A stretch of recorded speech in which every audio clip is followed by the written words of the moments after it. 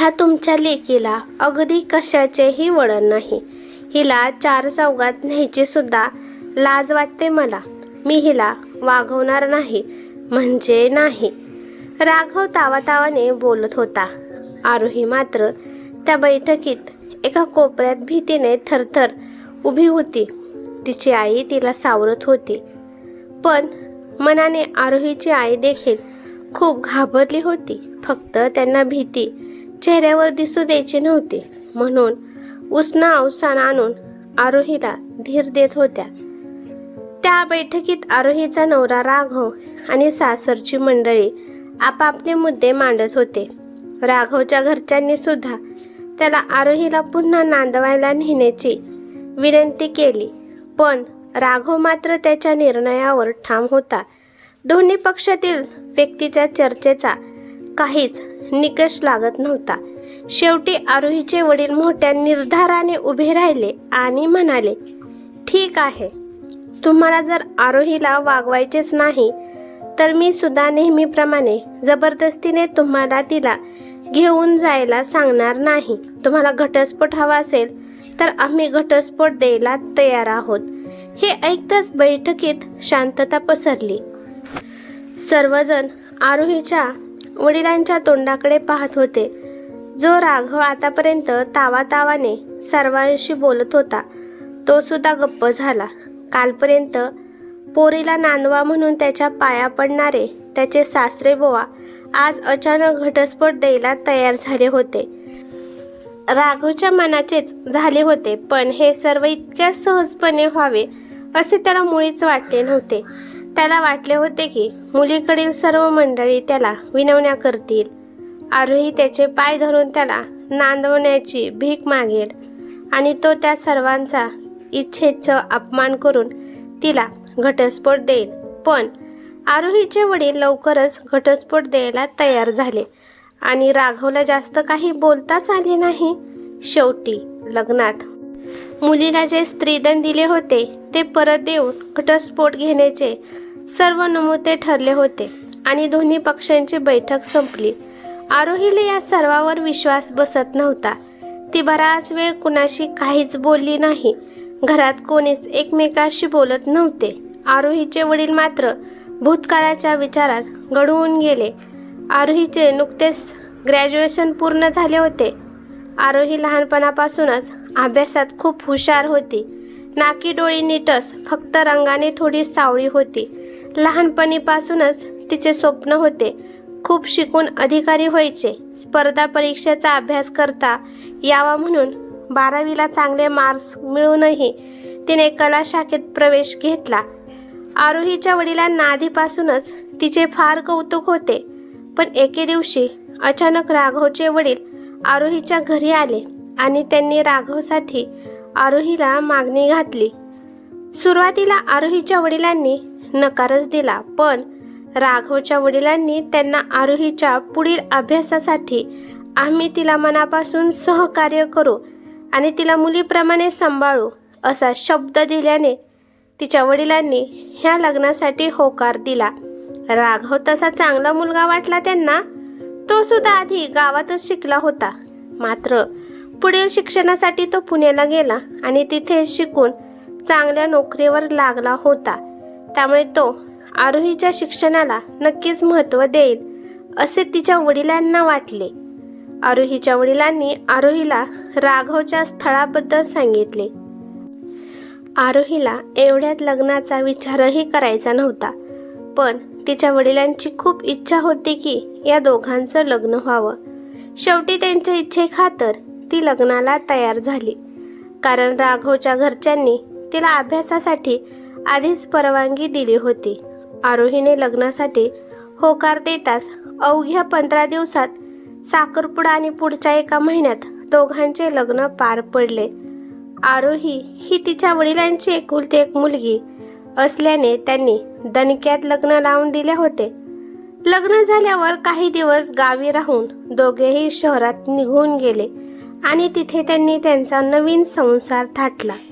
आरोहीने तिच्या नवीन संसारासाठी अनेक स्वप्ने पाहिली होती, पण प्रत्यक्षात मात्र तिच्या नशिबात काहीतरी वेगळेच लिहिलेले होते. राघव तिच्याशी थोडा तुटक वागत होता. तो तिच्याशी अगदी मोजकेच बोलायचा. कधीच कुठे बाहेर नेले नाही की हौसेने तिच्यासाठी काही आणले नाही. आरोहीने त्याच्याशी बोलण्याचा प्रयत्न केला, पण तो उलट आरोहीवरच चिडला. मला जास्त बोलायला आवडत नाही म्हणून तिलाच बडबड करणारी गावढळ म्हणून हिणवले त्याने. तिच्यासाठी मात्र त्याचे हे रूप नवीनच होते.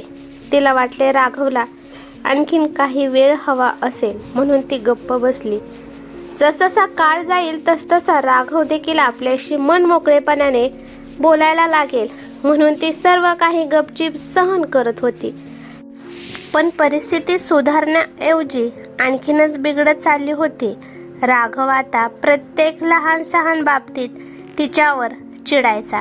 प्रसंगी हात उचलायला देखील मागे पुढे पाहत नसे. आता आरोही नेहमी भीतीमध्ये असायची. अशा मनस्थितीत तिचा अभ्यास तर अजिबात होत नव्हता.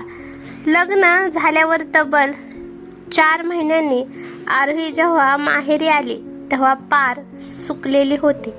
तिच्या आईवडिलांनी तिला विचारले देखील की काही त्रास आहे का, पण आरोहीने त्यांना काही सांगितले नाही.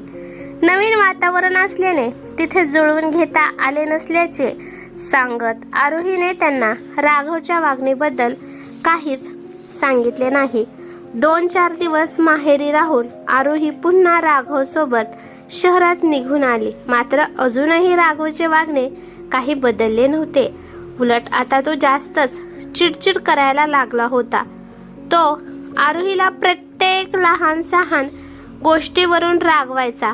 आरोही मात्र सर्व काही गपचूप ऐकून घ्यायची. एके दिवशी राघव घरी दारू पिऊन आला आणि आल्याबरोबर तिला काही बाई बोलू लागला. तेव्हा मात्र ती मनातून खूप घाबरली. पण राघव तिच्यासमोर बरळत होता. तेव्हा त्याच्या बोलण्यातून तिला त्याच्या वागणुकीमागचे खरे कारण कळले. राघवला आरोही मुळात आवडलीच नव्हती. ती रंगाने सावळी होती आणि त्याला एखाद्या गोऱ्यापान सुंदर मुलीशी लग्न करायचे होते, जिला तो स्वतःसोबत अगदी गर्वाने फिरवू शकेल, मोठमोठ्या ठिकाणी बायकोला घेऊन मिरवू शकेल. पण त्याच्या वडिलांनी त्याला तिच्याशी लग्न करायला एका प्रकारे जबरदस्तीच केली होती. त्याचे कारण म्हणजे ती तिच्या आईवडिलांची एकुलती एक मुलगी होती आणि लग्नानंतर तिच्या वडिलांची सर्व संपत्ती तिच्याच नावे होणार होती. म्हणून त्यांनी आरोही आणि राघवचे लग्न लावून दिले. राघवने आरोहीशी लग्न केले, पण जेव्हा तो इतरांच्या सुंदर बायका पाहायचा तेव्हा त्याला फार वाईट वाटायचे आणि या सर्वाचा राग तो आरोहीवर काढायचा. राघवच्या तोंडून हे सर्व ऐकून ती पार कोलमडून गेली. दुसऱ्या दिवशी जेव्हा सकाळी आरोहीने राघवला या बाबतीत जाब विचारला तेव्हा त्याने तिला सरळ तिच्या माहेरी नेऊन सोडले आणि उलट तिच्या वडिलांना म्हणाला की तुमची मुलगी खूप उद्धट आहे, नवऱ्याला जाब विचारते, हिला समजावून सांगा, तेव्हाच हिला परत नेईल, नाहीतर ठेवा तुमच्याकडेच. आता आरोहीच्या वडिलांना तिच्या कोमजलेल्या चेहऱ्यामागचे खरे कारण कळाले होते. राघव तिला माहेरी सोडून एकटाच निघून गेला. 2-4 दिवस आरोही खूप रागात होती. राघवने तिचे आयुष्य उद्ध्वस्त केले होते. त्याला ती आवडली नव्हती तर ते त्याने आधीच सांगायला हवे होते असे आरोही आणि तिच्या आईवडिलांना दोघांनाही वाटले होते. पण हळूहळू राघववरचा राग ओसरला. आजूबाजूचे आरोहीच्या माहेरी राहण्यामुळे कुजबुज करू लागले होते. शेवटी आता लग्न झालेलं आहे आणि निभावे लागेल म्हणून ती पुन्हा राघवकडे परत गेली. तिचे वडील तिला सोडवायला गेले आणि राघवला आरोहीला चांगले वागवण्याची विनंती केली.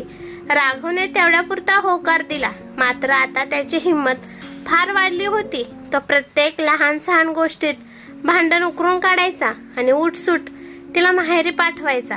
प्रत्येक वेळी तिचे वडील राघवला गयावया करायचे आणि तिला परत त्याच्याकडे सोडवून यायचे. पण यावेळी मात्र राघव हट्टालाच पेटला होता. त्याला आरोहीकडून घटस्फोट हवा होता. सुरुवातीला राघवला समजावण्याचा खूप प्रयत्न केला सर्वांनी, पण त्याने कोणाचेही ऐकले नाही. शेवटी आरोहीच्या सुधारणार नाही. आपण इतके दिवस त्याचा अहंकार कुरवाळत बसलो, त्यामुळे ह्याने आपल्या असहायतेचा फायदाच घेतला. त्यामुळे त्यांनी आरोहीला या बंधनातून मोकळे करायचे ठरवले होते. कोर्टात डिवोर्सची तारीख 6 महिन्यानंतरची होती. काळजीने आरोही कोमेजून गेली होती.